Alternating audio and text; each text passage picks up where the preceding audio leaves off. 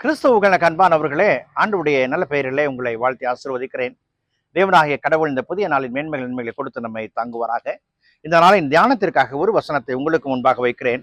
அது பரிசுத்த மார்க்கு நற்செய்தி நூல் 12ஆம் அதிகாரம் 43வது வசனம்.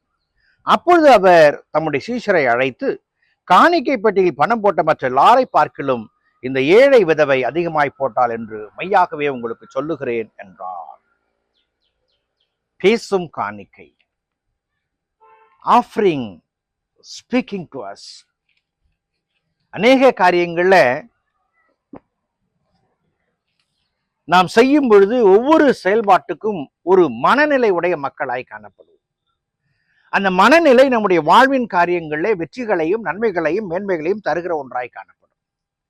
ஆண்டவராகிய இயேசு கிறிஸ்து ஆலயத்தில் வந்தவர் காணிக்கை பெட்டி அருகிலே அமர்ந்து வந்து போகிற மக்களை மட்டுமல்ல, செலுத்துகிற காணிக்கையும் அமைதலோட ஆராய்கிறவராய் காணப்படுகிறார். அமைதலோட ஆராய்கிறவர் காணிக்கை இருக்கிற மக்களுடைய மனநிலையை குறித்து தன்னுடைய சீஷர்களுக்கு விளக்குகிறார். பாருங்கள், அவர் தம்முடைய சீஷரை அழைத்து, வாங்க உங்களுக்கு ஒரு காரியத்தை கற்றுக் கொடுக்கிறேன். எங்க எல்லாம் போய் எதுக்காலும் காணிக்கை கேட்டீங்கன்னாக்க காணிக்கை கொடுக்கிறவங்களுடைய மனநிலை இப்படித்தான் இருக்கும் என்பதை அவர் அங்கே தெளிவுபடுத்துகிறவராய் காணப்படுகிறார்.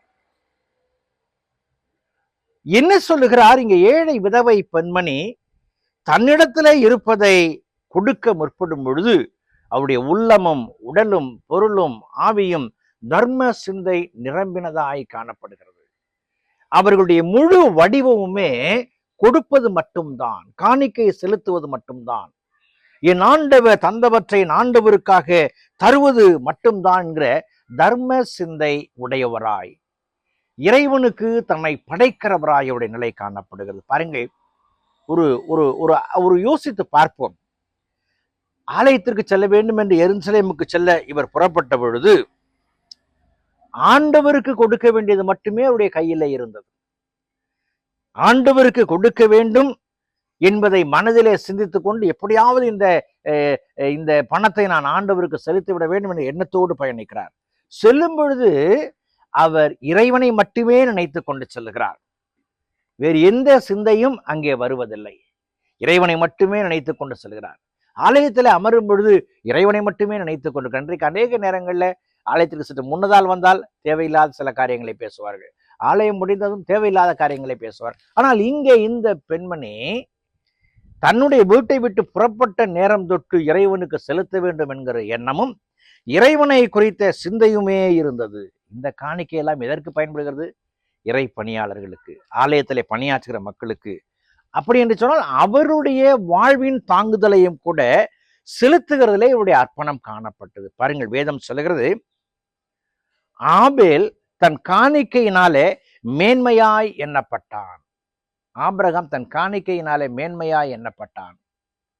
இன்றைக்கு இந்த பெண்மணியுடைய காணிக்கையும் கூட மேன்மையாய் எண்ணப்படுகிறது. ஆபிரகாம் கூட தன் குமாரன் ஈசாக்கை பலி செலுத்தினான்.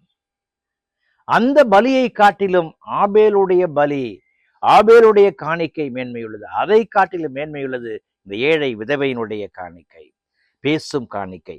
இங்கே போட்டால் என்று சொல்லும் பொழுது சப்தம் வந்திருக்கும் என்று சொல்லி நம்புகிறேன். அது பேசுகிறது. இன்றைக்கும் நாம் செலுத்துகிற காணிக்கை, நம்முடைய சிந்தனையோடு செலுத்துகிற காணிக்கை எப்படிப்பட்டதாய் காணப்படுது? ஆண்டவர் பேசுகிற காணிக்கைகளாக உங்களையும் என்னையும் வைத்திருக்கிறார். ஆண்டவருக்காய் பேசுவோம், அர்ப்பணிப்போம், கடவுள் ஆசீர்வதிப்பார். ஜெபம் செய்வோம். பரிசுத்தமும் கிருபையும் நிறைந்த நல்ல ஆண்டவரே, இந்த நாளுக்காய் இந்த வேலைக்காய் நன்றி செலுத்துகிறோம். உங்களுடைய திருக்கரங்களை எங்களை தாழ்த்துகிறோம் சாமி. பேசும் காணிக்கை செலுத்துகிற பிள்ளைகளாய் நாங்கள் வாழ எங்களை அர்ப்பணிக்கிறோம், பயன்படுத்தும். கிறிஸ்து இயேசுவில் ஜெபிக்கிறோம், ஜெபக்குள்ள பிதாவே, ஆமென்.